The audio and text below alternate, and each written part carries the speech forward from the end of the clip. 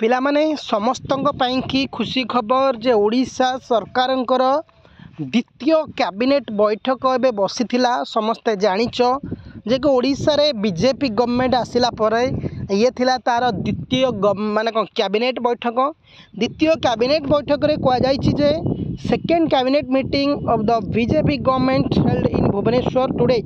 minimum wage of unskilled, semi-skilled, skilled and high skilled increased over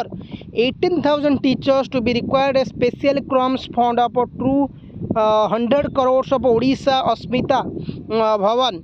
Odia Translate Academy माने आमर 18,000 पदवी junior teacher हो 18,000 पदवी बाहर अच्छी 18,000 तो 18,000 पदवी ओडिशा सरकार तरफ बाहर अच्छी टीचर पोस्ट गुड़ाक आउ हे तो बाहर केबे सेटा पर्टिकुलर डेट कही ना आर वर्ष हो पारे आ भितर भी बाहरी पारे ए वर्ष भी बाहरी पारे बट तमें मैंने पढ़ापढ़ी कर टीचर्स की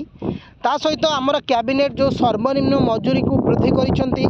अणकुशली थिला अर्धकुशली कुशली उच्च कुशली मजूरी बढ़िला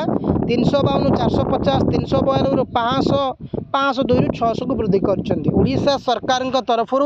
द्वितीय कैबिनेट बैठक में गोटे निष्पत्ति नि जाइछि जे ओडिशा रे 18,000 शिक्षकों पदवी बाहर